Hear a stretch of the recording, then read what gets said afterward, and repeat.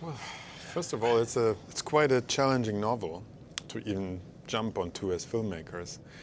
Uh, and of course, that was the reason why we loved it so much, because it was so challenging. There were so many aspects of it that seemed like insane and maybe so much for one film. But we felt like, well, he made it all be part of one completely coherent, wonderful, exciting, adventurous book.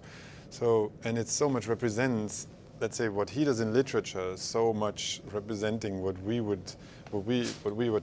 are trying to achieve in cinema, that it seemed like the perfect thing for the three of us also, because there were so many different and diverse elements to it. You know, there was action and comedy and philosophy and romance, and all these things come together in a beautiful way that it doesn't seem separate, it seems one.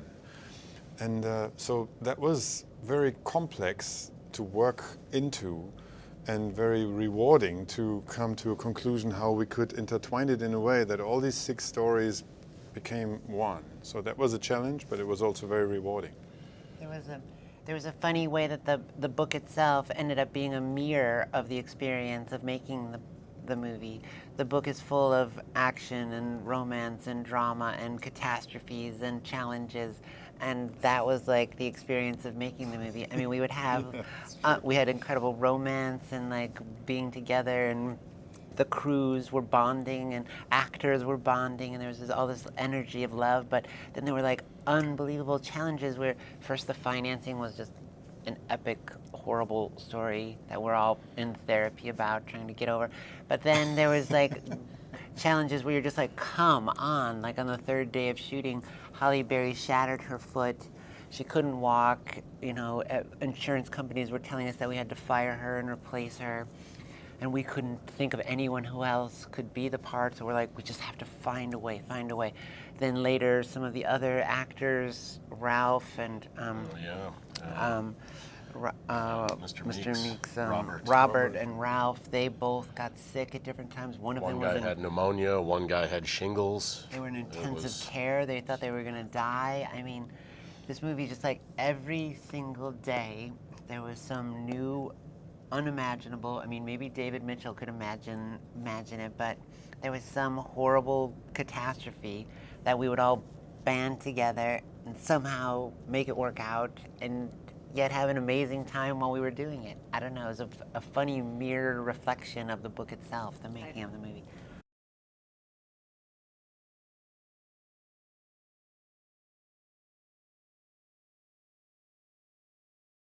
There's another challenge. It's like, okay, now make the movie in a way that is unlike the way any other movie has ever been made.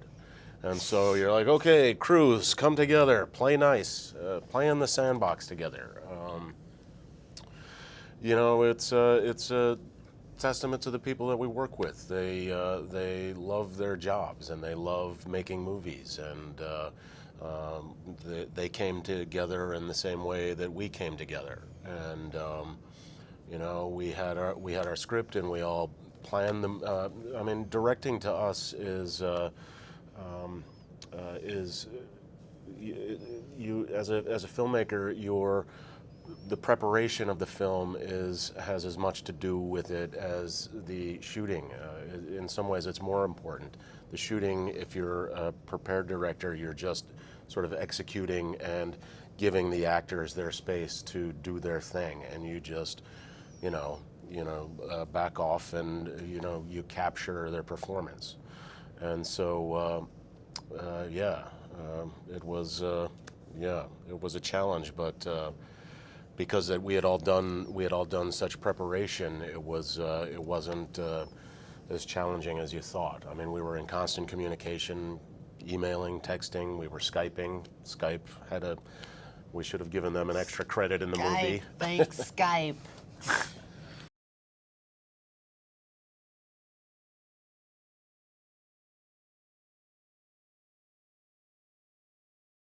It's really one of the big fun parts, actually, of filmmaking for me, and it's always been. It actually came out of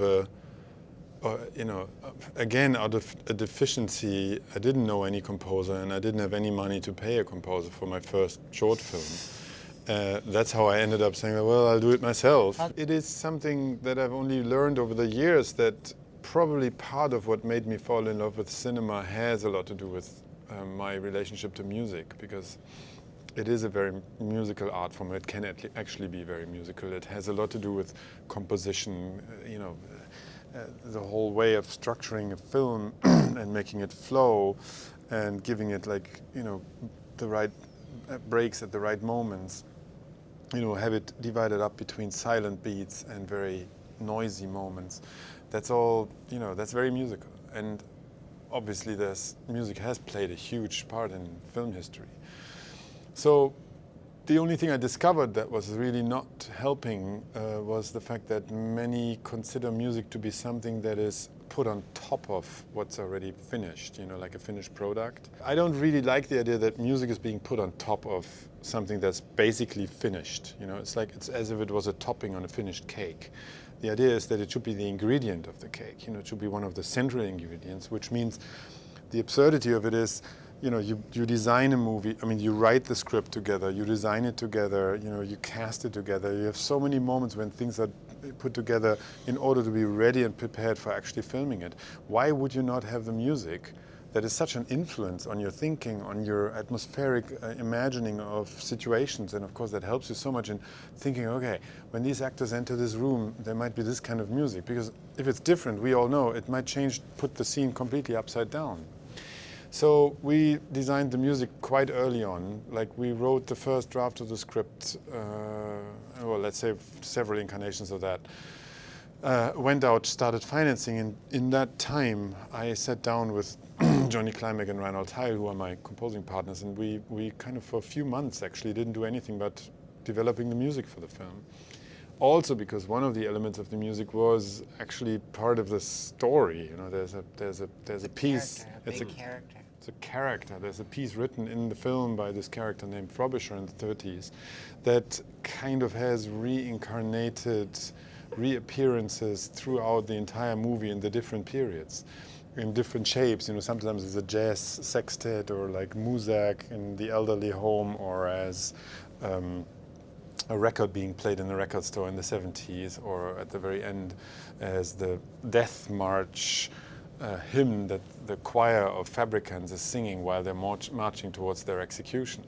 So, there is a circle that closes because it's their requiem, as it was the requiem of Frobisher that he wrote for himself. And we loved so much the fact that music is not only, helping the immersing quality of the film, it is substantial, next to the actors, it's its own character. So it was a long stretch of building it, and we very much enjoyed the playground that it offers when you have a substantial score. When you start editing a movie, you can always see okay, what kind of music do we have here? Oh, that's interesting, and you can work on the actual music while you're cutting it, and of course it influences you back and forth in millions of ways that are really beautiful.